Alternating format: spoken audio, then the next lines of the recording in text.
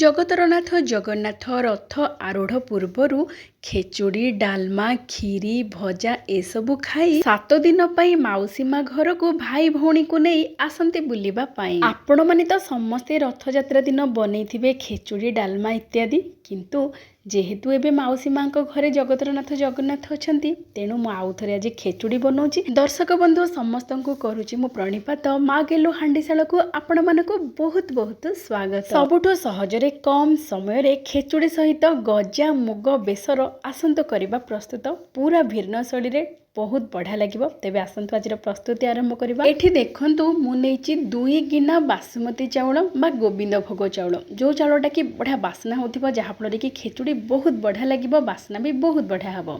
ଯେତିକି ଚାଉଳ ନେବା ତା ଅଧା ନେବା ମୁଗ ଡାଲି। ମୁଁ ଏଠି 2 ଗିନା ଯେହେତୁ ନେଇଛି ଚାଉଳ, ଆଉ 1 ଗିନା ନେଇଛି ଭଜା ମୁଗ ଡାଲି। ଭଜା ମୁଗ ଡାଲି ନେବେ। ଏଇ ଚାଉଳ ଆଉ ଡାଲିକୁ ଭଲ ଭାବରେ ଧୋଇକି ପାଣି କାଢ଼ିଦେବେ। ବିଲକୁଲ ଆକୁ ବତୁରେଇବାକୁ ପଡ଼ିବନି। ଏଥିରେ ସିଧାସଳଖ ଦେଇଦେବା ଲୁଣ, ହଳଦୀ ଅଳ୍ପ ଟିକେ, ଆଉ ତା ସହିତ ତେଜପତ୍ର, 1 ବଡ଼ ଚାମଚ ଦେଶୀ ଘି, ଆଉ ଅଧା ଛୋଟ ଚାମଚ ହେଉଛି ପଞ୍ଚ ଗରମ ମସଲା ଗୁଣ୍ଡ।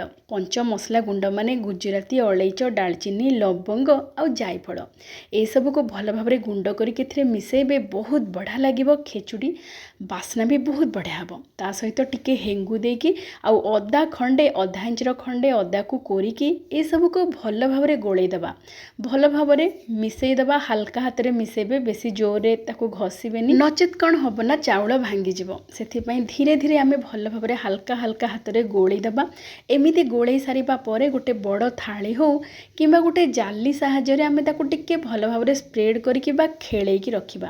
ଆକୁ ବିଲକୁଲ ଶୁଖେଇବାକୁ ପଡ଼ିବନି। ପଙ୍ଖା ତଳେ ହେଉ କି ଖରାରେ ହେଉ ବିଲକୁଲ ଶୁଖେଇବେନି।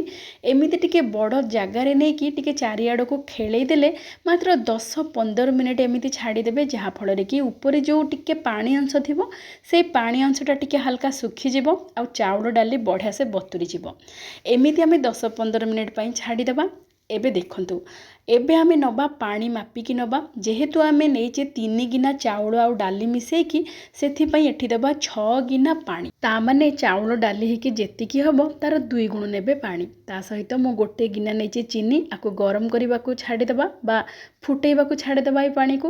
ଏବେ ଆମେ ପ୍ରେସର କୁକରରେ ଦେବା 1 ବଡ଼ ଚାମଚ ଦେଶୀ ଘିଅ ଆଉ 1 ଛୋଟ ଚାମଚ ଜିରା। ଏଠି ଦେଖନ୍ତୁ ମୁଁ ନେଇଛି କିଛି କାଜୁ, କିଛି ବାଦାମ, କିଛି ଚିନାବାଦାମ, କିସମିସ୍ ଆଉ ନଡ଼ିଆ ଖଣ୍ଡ କିଛି।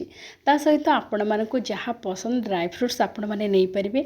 ଏସବୁକୁ ମାତ୍ର 3-4 ମିନିଟ୍ ପାଇଁ ପୁରା କମ୍ ଜାଳରେ ଟିକେ ଭାଜିଦେବା। ମୁଁ ଏଠି ନେଇଛି ନଡ଼ିଆକୁ ଛୋଟ ଛୋଟ ଖଣ୍ଡ କରିକି, ତାଜା ନଡ଼ିଆ, ବହୁତ ବଢ଼ିଆ ଲାଗିବ।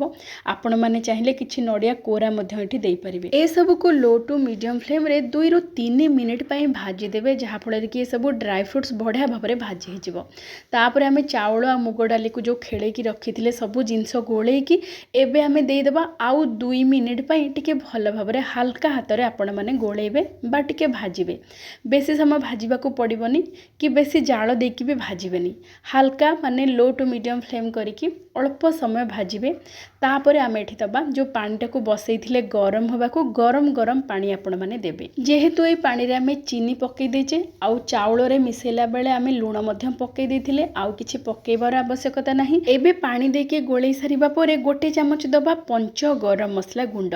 ଗୁଜୁରାତି, ଅଳେଇଚ, ଡାଲଚିନି, ଲବଙ୍ଗ ଆଉ ଜାଇଫଳର ବଢ଼ିଆ ବାସ୍ନା ହେବ। କିନ୍ତୁ ଆପଣମାନେ ଯେତେବେଳେ ଗୋଟା ଗରମ ମସଲା ବ୍ୟବହାର କରନ୍ତି ଖେଚୁଡ଼ି ପାଇଁ, ଟିକେ ପାଟିକୁ ଲାଗିଥାଏ ଖାଇଲା ବେଳକୁ। କିନ୍ତୁ ଯଦି ଏମିତି ଦରଦର ଗୁଣ୍ଡ କରିକି ଫ୍ରେଶ୍ ପକାଇବେ, ବାସ୍ନା ବହୁତ ବଢ଼ିଆ ରହିବ, ସ୍ୱାଦ ବି ବହୁତ ବଢ଼ିଆ ରହିବ। ଖାଇଲା ବେଳେ ବିଲକୁଲ ପାଟିରେ ଲାଗିବନି ବା ପାଟିରେ ବାଜିବନି। ଏବେ ଆମେ ପ୍ରେସର କୁକର ଢାଙ୍କୁଣୀ ଦେଇକି ମିଡ଼ିୟମ୍ ଫ୍ଲେମ୍ରେ 1 ସିଟି ଆସିବା ପାଇଁ ଛାଡ଼ିଦେବା। ଏଠି ଦେଖନ୍ତୁ ଗଜା ମୁଗ ବେସର ଆପଣମାନେ କେବେ ବନେଇଛନ୍ତି କି? ଯଦି ବନେଇ ନାହାନ୍ତି, ଟିକେ ଭିନ୍ନ ଶୈଳୀ ଭିନ୍ନ ସ୍ୱାଦରେ ବହୁତ ବଢ଼ିଆ ଲାଗିବ। ଦେଖନ୍ତୁ ଗଜା ମୁଗ ବେସର ପାଇଁ ମୁଁ ଏଠି ନେଇଛି ଆଳୁ, ବାଇଗଣ, କଖାରୁ, ସାରୁ, କନ୍ଦମୂଳ, ଦେଶୀ ଆଳୁ, ଗୁଆଁର, ପୋଟଳ, କାଙ୍କଡ଼, ତା ସହିତ କଞ୍ଚା କଦଳୀ। ଆପଣମାନଙ୍କ ପାଖରେ ଯାହା ବି ପନିପରିବା ଥିବ ଆପଣମାନେ ଅଳ୍ପ ଅଳ୍ପ କରିକି ନେବେ ଆଉ ଛୋଟ ଛୋଟ ଖଣ୍ଡ କରିକି କାଟିବେ। ଏଠି ଦେଖନ୍ତୁ ମୁଁ ସବୁ ପନିପରିବାରୁ ଅଳ୍ପ ଅଳ୍ପ ନେଇଛି ଆଉ ଛୋଟ ଛୋଟ ଖଣ୍ଡ କରିକି କାଟିକି ଏସବୁକୁ ଭଲ ଭାବରେ ଧୋଇକି ଆମେ ଗୋଟେ ଜାଲିରେ ରଖିଦେବା ପାଣିରୁ କାଢ଼ିକି।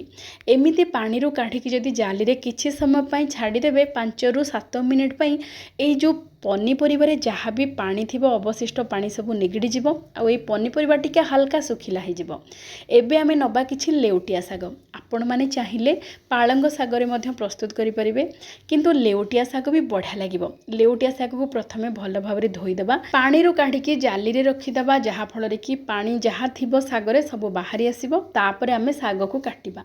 एठी देखंतु मु नेइची गोटे गिनारे गिने गजा मुग आउ ता सहित 2 बड़ चामच बुट डाली को मध्य मु बतुरेकी रखी देथिली 3-4 घंटा पई। एबे ताकू मध्य पानी रू काढ़ी रखिबा। एबे नबा प्रेशर कुकर सेथिरे दे देबा गोटे बड़ चामच देसी घी अल्प टिके हेंगु 5 फुटण देबे आउ तेजपत्र सुखिला लंका 5 फुटण बढ़िया भाव में जिते फुटीज तापर आपण मैंने जो पनीपरिया को रखी छणारे बाहर करके पानी से पनीपरिया को एठी देबे।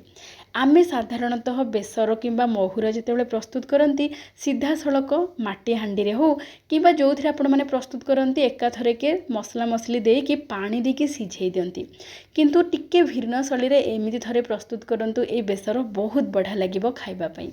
एबे आमे ए पनीपरिया को मात्र 2-3 मिनिट पई मीडियम फ्लेम रे टिके भाजी देबा जहाँ फल कि बहुत बढ़िया टिके हल्का हल्का पोड़ पोड़ हो परिबा गुड़िक। तापर आमे दबा गजा मुग आ बतुरा बुट डाली ए सब को आ गोटे मिनिट पई भल भाव में गोलई देबा बा मिसई देबा। एबे आमे प्रस्तुत करबा मसला बटा। बेसर पई आमे एठी नबा गोटे चामच जीरा जेहेतु बेसर बा सोरिष टिके आमे अधिक पकेबा एथरे सेथिपई जीरा जेतिकी नेबे तार 3 गुण नेबे सोरिष। मु नेइची गोटे चामच जीरा 3 चामच सोरिष ता सहित राग अनुसार सुखिला लंका देबे चाहिए आपण माने कंचा लंका मध्य दे पारंती। ता सहित आधा इंच खंडे अदा को छोट छोट खंड करके काटिकी मुठी दे देइची आउ नडिया किछि आपण माने चाहिए कोरा नडिया भी देकी अल्प पानी देबे आउ आधा छोट चामच हळदी गुंड देकी ए सब को पूरा पूरी चिकन करके बाटी देबे। एई बेसर रे आमे प्रस्तुत करबा आजिर गजा मुग साग बेसर।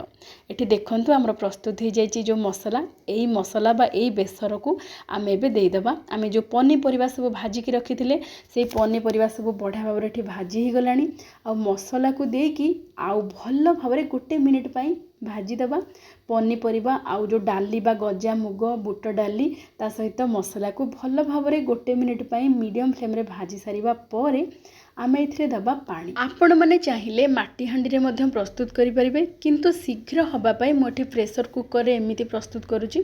जदि आपण माने माटी हांडी रे प्रस्तुत करूथांती ताले सब पनीपरिया मसला डाली सबु देकी आपण माने घोड़े की मध्य प्रस्तुत करि परिबे। ता सहित नाड़ी बड़ी जदि थिबो निश्चय पकेबे। मो पाखे नाड़ी बड़ी सरी जाइची मु सेथि पई पकेइनी एथिरे नाड़ी बड़ी पइले आहुरी स्वादिया लागिबो। ता सहित किछि नडिया कोरा आ हम जो साग को काटिकी रखिथिले साग को एठी देकी मीडियम फ्लेम रे गोटे सीटी आसवा पई छाड़ी देबा। बेसी अधिक सिझेइबेनी। देखंतु गोटे सीटी आसी सारिबा परे आपण माने सीटी संगे संग खोली देबे। आ पनीपरिया को जेहेतु आमे छोट छोट पूरा करके काटिचे बहुत जल्दी माने गोटे सीटी रे बढ़ा भाव में सीझी जीवो। एठी देखंतु बेसी भी एथिरे झोल बा बेसी पानी रखिबेनी पूरा लटपट करके रखिबे। आउ टिके भल बास्ना पई किछि धनिया पत्र काटिके पकेबे। एटा ऑप्शनल आपनको इच्छा हले पकेबे किंतु बहुत बढ़िया लागिबो। धनिया पत्र कटा पकेकी भल भाव में गोळेई देबे। एठी देखंतु हमर प्रस्तुत हो जाइछि गजा मुग पनीपरिया दिया साग बेसर। बहुत बढ़िया लगिबो केते सुंदर देखा जाउची। देखंतु बास्ना रे तो रोसई घर पूरा महकी जाउची। एबे हमर प्रस्तुत हो जाइछि खेचुड़ी पूरा अति सहज उपाय टिके भिन्न शैली रे ता सहित एमिति गजा मुग परिवा साग दिया बेसर। एमिति मध्य आपण माने ओसाबार दिन रे भी खाई परिबे। स्वाद जेमिति बास्ना भी सेमिति रोसई घरटा पूरा महकी जीवो। एठी देखंतु खेचुड़ी मध्य हमें बसैथिले जो मीडियम फ्लेम रे गोटे सीटी आसीबा पे एठी खेचुड़ी मध्य बढ़िया भाव में प्रस्तुत हो जाइछि। हल्का हल्का मीठा खेचुड़ी सहित डाली आ ता सहित एमिति मुग साग बेसर। थरे बनातु खातु समस्त को खुआतु देखिए समस्ते खाई बहुत खुशी होजिबे। आजिर प्रस्तुति आपण मानकु केमिति लागिला विनम्रतार सहित अनुरोध निश्चय जणेबे। जदि भल लगी थाए तेबे प्लीज लाइक शेयर सब्सक्राइब करने सहित हाइप मध्य करदेबे। आउ जदि फेसबुक पेज रे देखु थांती तेबे विनम्रतार सहित अनुरोध निश्चय फॉलो करिवे। एमितिरे प्रति गुरुवार दिन मु हळदिया अन्न बा खेचुड़ी बनै थाए किंतु जेहेतु रथ यात्रा दिन बनई पुणी थरे बापा कहले बनैबा पई आज खेचुड़ी आ बेसर बना सेथिपई टिके भिन्न शैली रे भिन्न स्वाद रे बनैछि मु आज खाइबा बापा को बहुत बहुत बढ़िया लगिला। तेबे आज पई एतिकी पुणी देखा हबा आउ गोटे चलचित्र रे आउ गोटे व्यंजन सहित। जय जय जगन्नाथ।